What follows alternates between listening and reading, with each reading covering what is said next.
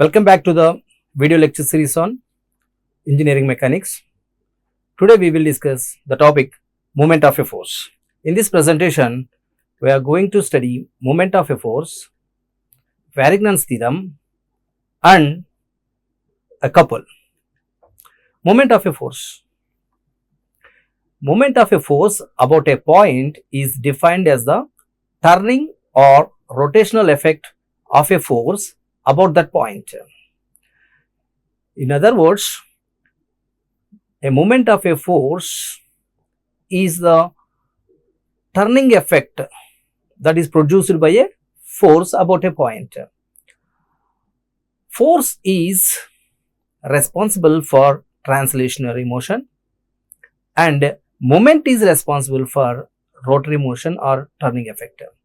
And moment is measured by the product of the force and the perpendicular distance between the force and the point about which the moment is being calculated.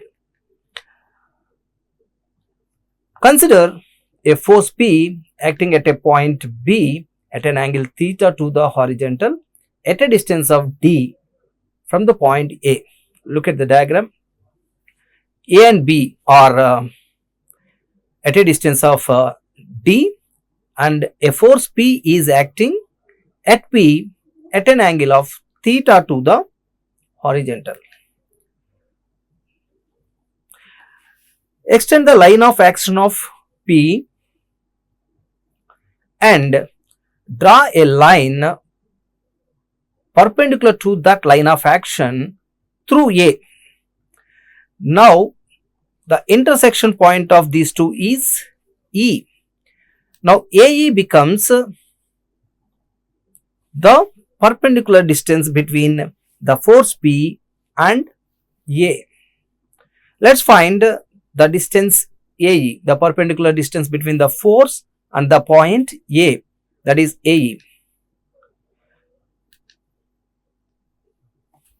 The moment of a force about A is given by force P into perpendicular distance AE. To calculate AE, take sin theta. Sin theta is equal to AE divided by AB, where AB is the distance between force and the point A, that is D.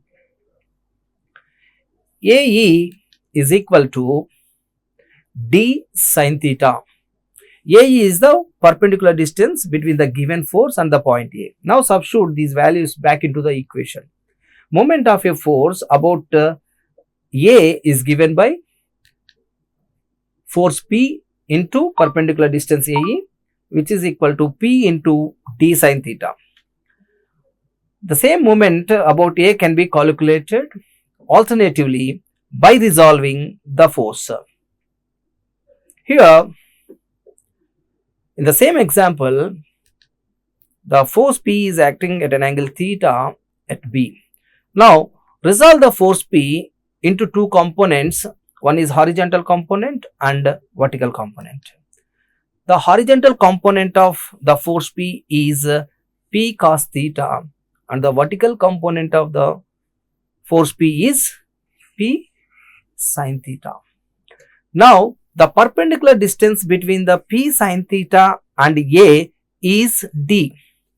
In the previous case, we resolved the length D.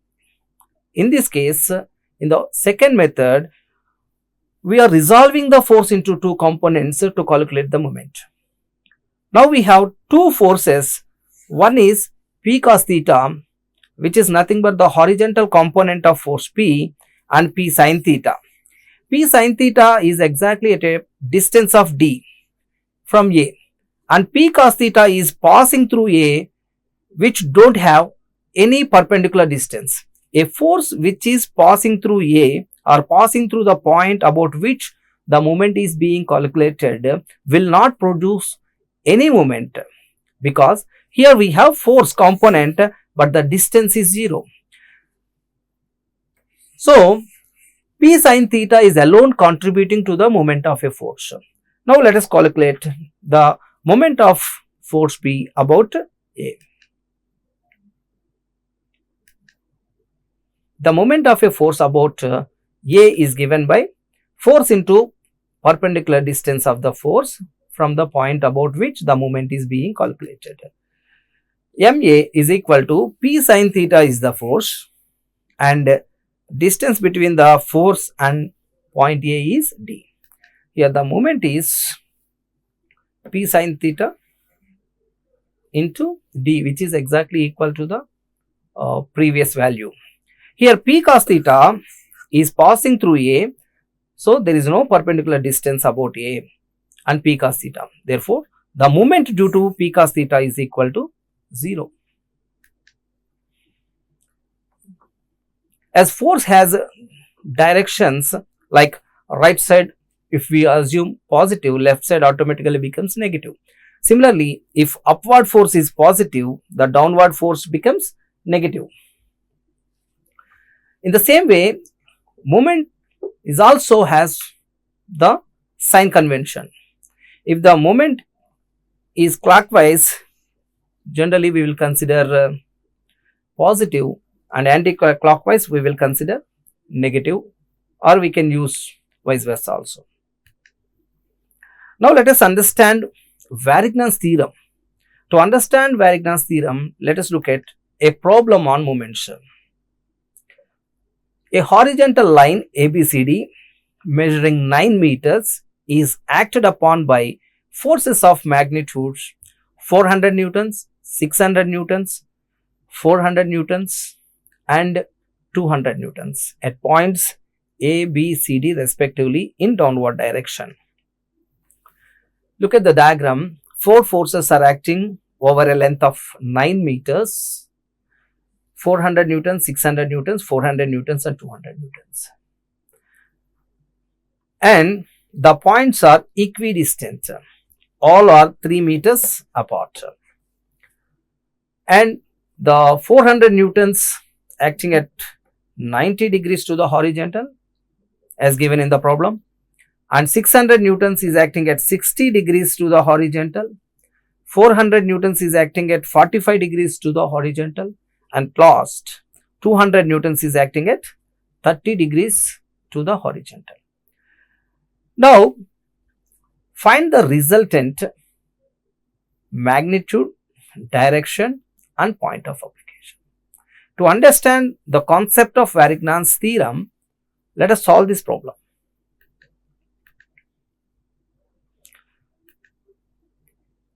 To find the resultant, resolve the forces into horizontal component and vertical component. The horizontal vertical components are 400 newtons. The vertical component is the force itself, horizontal component is 0. A vertical component will have no horizontal effect. Here the force is vertical, so the vertical component is force itself and it has no horizontal component. Now look at the next force, 600 newtons making 60 degrees to the horizontal. See here the angle is given with respect to horizontal, therefore horizontal component is cos, vertical component is sin. So here the horizontal component for the force 600 newtons is 600 cos 60 pointing towards left, and vertical component is 600 sin 60 pointing downwards. 600 cos 60 pointing towards left is the horizontal component of 600 newtons acting at 60 degrees to the horizontal. Similarly, 600 sin 60 is the vertical component of this force. Similarly, resolve other two forces also. 400 newtons is making 45 degrees to the horizontal. Its horizontal component is 400 cos 45 and vertical component is 400 sin 45. And 200 newtons acting at 30 degrees to the horizontal. 200 cos 30 is the horizontal component and 200 sin 30 is the vertical component. Now let us find sum of all horizontal components and sum of all vertical components to find the resultant of these forces. Sum of all horizontal components. I am assuming left side plus and right side minus, because all forces are acting towards left side. That's why I'll assume left side positive and right side negative. 600 cos 60 plus 400 cos 45 plus 200 cos 30, and this 400 newtons is vertical force, it don't have any horizontal component. Similarly, write the expression for sum of all vertical components.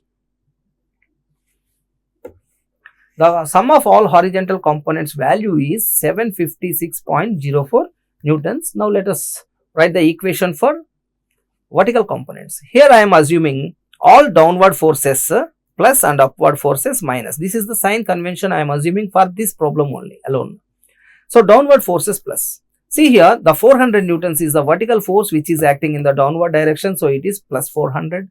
600 sin 60 is acting in the downward direction, so it is plus 600 sin 60. Similarly, 400 sin 45 and 200 sin 30. These are the vertical components of the forces. The value of sum of all vertical components is equal to 1302.45 newtons. Now, finally, the forces, all the forces acting on the line A, B, C, D are resolved into only two components. One is horizontal component and vertical component. Now, the resultant formula for finding resultant of any two forces which are acting at right angles is given by R is equal to under root P square plus Q square. Here, P is sum of all horizontal components, Q is sum of all vertical components. By using this expression, we can calculate the resultant. The value of resultant is 1505.97 newtons, and the angle made by the resultant is given by alpha is equal to tan inverse sigma V by sigma H. The angle made by the resultant is 59.86. This is how we can calculate the magnitude of the resultant and the angle made by the resultant. Now, this is the resultant value magnitude, and it is making an angle of 59.86 with respect to horizontal.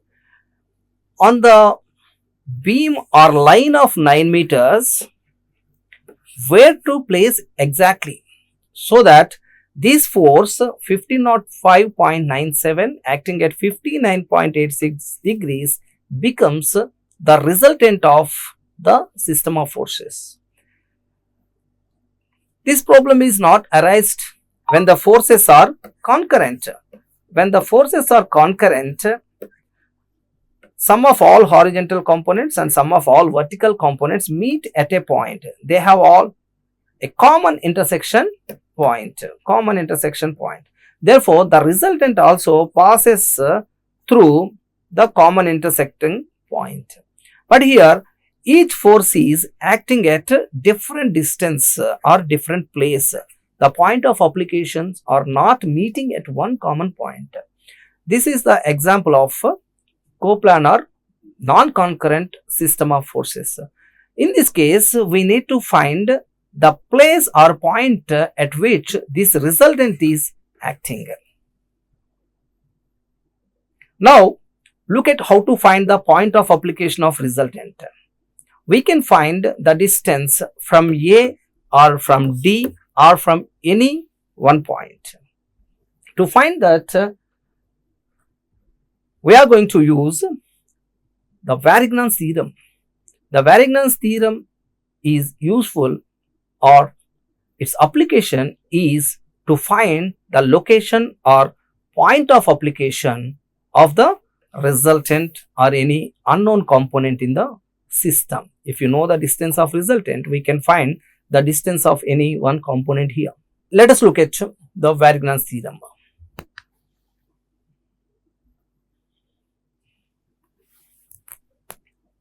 Let us assume the distance of the resultant from the point A is given as x. Let us assume from any one point we can take from A, B, C, D. right? Now here I am going to locate the point of application of resultant from A. To find the distance, I am taking the help of Varignon's theorem. The Varignon's theorem says that the algebraic sum of moments of resolved components of individual forces in a direction about a point is equal to the resolved component of their resultant in the same direction about the same point. To make it simple, the algebraic sum of moments of individual forces is equal to the moment of their resultant about the same point. Here it is mentioned the algebraic sum of moments of resolved components of individual forces because the moments of horizontal components of individual forces is equal to the moment of horizontal component of resultant about the same point, and the moment of vertical components, the sum of moments of vertical components about a point is equal to the moment of vertical component of resultant about the same point, or combinedly, if you take it as a force not the components, the algebraic sum of moments of individual forces about a point is equal to the moment of their resultant about the same point. Now calculate the distance x or apply Varignon's theorem to this example. See the 1505.97 moment of the resultant or the moment of vertical component of resultant. Here the resultant is making an angle of 59.86 with respect to horizontal. So its horizontal component will be 1505.97 cos 59.86. This is the horizontal component and this is the vertical component. Moment of vertical component of resultant is equal to sum of moments of vertical components of individual forces. That is what Varignon's principle is saying. Now let us complete the expression. 400 into 0, the 400 Newton force is passing through A and I am trying to calculate the moment about A. That means the perpendicular distance between the 400 Newton force and A is 0. 400 Newton force is not contributing to the moment about A because its distance is 0, the force is passing through A. And now second, 600 cos, this is 600 sin 60. 600 sin 60 is at a distance of 3 meters from A.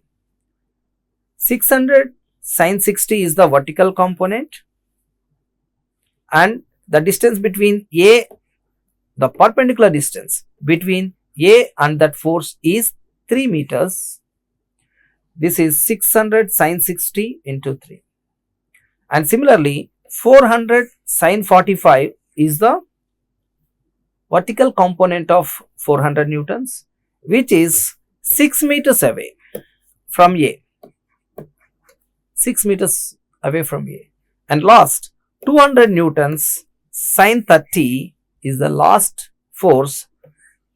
This is the vertical component of the last force, which is 9 meters away from A. Now, the resultant, I am assuming the resultant vertical component is at a distance of x.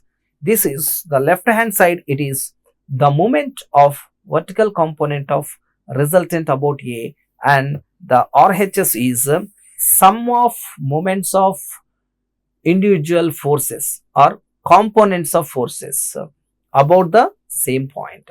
This is how we can calculate the point of application or exactly where that resultant is acting on the 9 meters beam.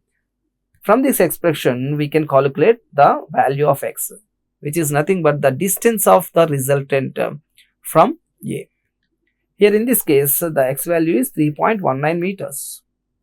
That means the resultant, if it is placed exactly 3.19 meters away from A, then it can produce same moment as the individual forces are producing about A.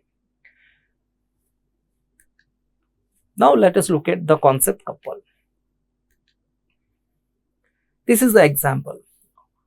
While we are turning the steering wheel, we people are applying two equal opposite parallel forces. Two equal opposite and they are parallel forces. Similarly, when we apply to turn the bolt and nut by using a wrench, we people are applying couple or two equal parallel forces. And similarly, look at this diagram. In both of these cases, two equal opposite and parallel forces, distance between these two is d, is applied. A couple in mechanics is given by C is equal to F into D. Any one of the force multiplied by distance between the two parallel forces. It constitutes the value of couple. And the couple in mechanics is given by pair of equal parallel forces acting in opposite direction. Couple in mechanics is nothing but a pair of equal parallel forces acting in opposite direction. In other way, we can define a couple like this. Two equal opposite parallel forces forms a couple. The only effect that can be produced by couple is turning of a body or preventing the turning of a body.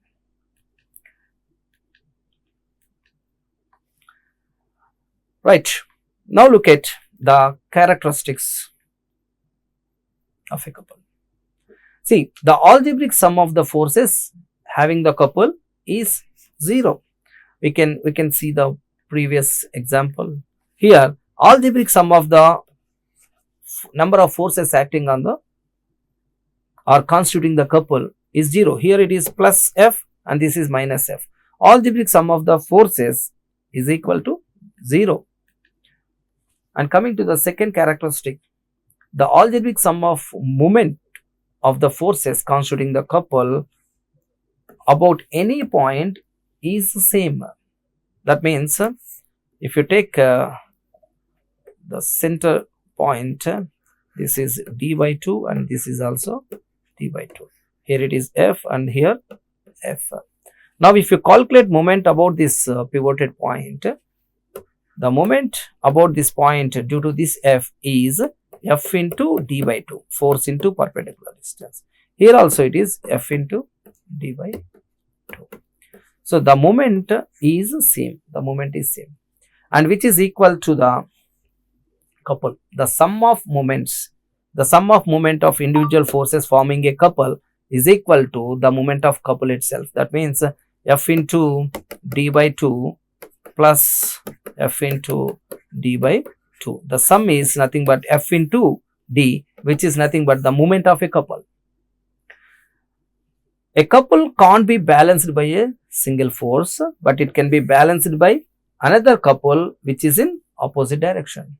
A couple can be balanced by another couple which is acting in the opposite direction. Any number of coplanar couples can be reduced into single couple whose magnitude will be equal to algebraic sum of moments of all the couples. If two couples are there, we can reduce the system into a single couple in such a way that the sum of two couples is equal to the resulting couple. These are the characteristics of a couple. In this lecture, we have understood what is moment of a force, and we have applied Varignon's theorem to locate the point of application of the resultant, and we have seen the characteristics of a couple. Thank you.